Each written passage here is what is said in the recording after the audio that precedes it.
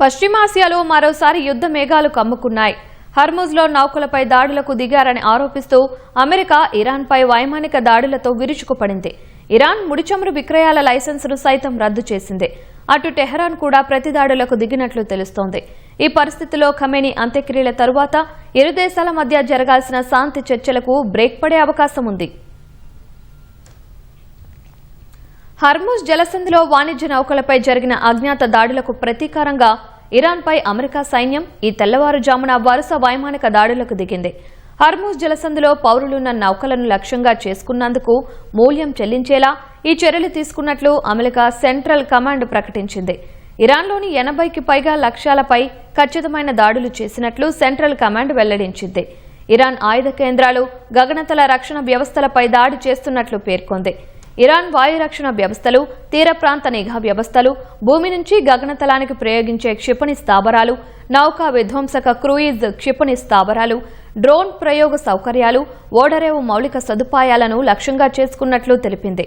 అంతేకాదు, హర్ముజ్ జలసంధిలో ఐఆర్జీసీకి చెందిన 60 చిన్న పడవలను ధ్వంసం చేసినట్లు పేర్కొంది. తాజా దాడులు గతంలో కంటే 4 నుంచి 5 రెట్లు పెద్దవి అని అమెరికా వర్గాలు చెబుతున్నాయి. శక్తి పరిధి పరంగా 4 నుంచి 5 రెట్లు పెద్దగా దాడులు చేసినట్లు పేర్కొన్నాయి.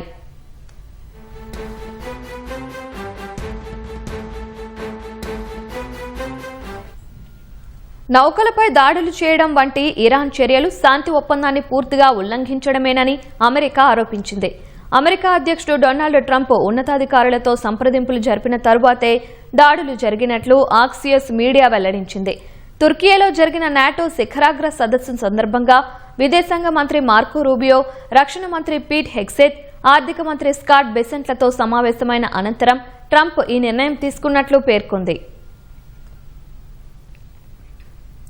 దక్షిణ ఇరాన్లోని ఖర్గ్, కేష్ము ద్వీపాల్లో పేలుళ్ల శబ్దాలు వినిపించినట్లు ఇరాన్ ప్రభుత్వ మీడియా వెల్లడించింది. అమెరికా దాడుల అనంతరం బందర్ అబ్బాస్, సిరిక్ ఓడరేవు నగరాల్లోనూ పలు పేలుళ్లు సంభవించినట్లు నివేదించింది.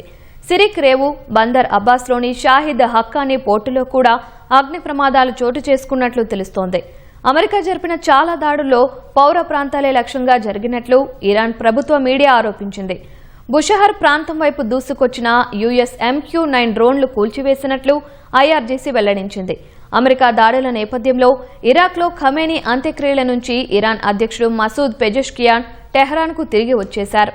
అటు అమెరికా దాడులకు ప్రతీకారంగా ఇరాన్ ప్రతిదాడులు చేసింది. కువైట్, బహ్రెయిన్లోని 85 అమెరికా సైనిక స్థావరాలు లక్ష్యంగా దాడులు చేసినట్లు ఐఆర్జీసీ తెలిపింది. హర్ముజ్ జలసంధి నిర్వహణలో ఎలాంటి బాహ్య జోక్యాన్ని ఇరాన్ అనుమతించబోదని ఐఆర్జీసీ పేర్కొంది. అటు ఇరాన్ దాడుల కారణంగా కువైట్, బహ్రెయిన్లలో ప్రజలను అప్రమత్తం చేస్తూ సైరన్లు మోగాయి.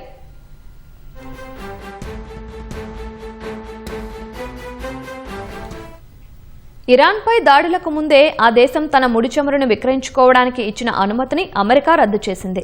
గత నెలలో వాషింగ్టన్, టెహరాన్ మధ్య కుదిరిన అవగాహన ఒప్పందంలో భాగంగా ఇరాన్ ముడి చమురును అమ్ముకోవడానికి అమెరికా అనుమతి ఇచ్చింది.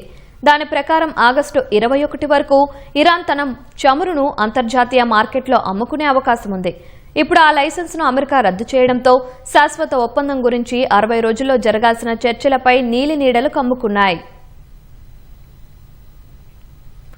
అంతకుముందు ఖతార్కు చెందిన అల్ రకాయిత్ అనే గ్యాస్ ట్యాంకర్తో పాటు మరో 2 వాణిజ్య నౌకలపై అజ్ఞాత దాడులు జరిగాయి. ఈ దాడులపై ఇరాన్ ఎలాంటి ప్రకటన చేయలేదు. అయితే ఇది ఇరాన్ పనేనన్న అనుమానం నెలకొంది. ఇజ్రాయెల్, అమెరికా సంయుక్త దాడుల్లో మరణించిన Iran supreme leader Ayatollah Ali Khamenei అంత్యక్రియల ప్రక్రియ ఇరాన్లోని ఖోమ్ నగరంలో జరుగుతున్న వేళ అమెరికా దాడులు ఆందోళనకరంగా మారాయి.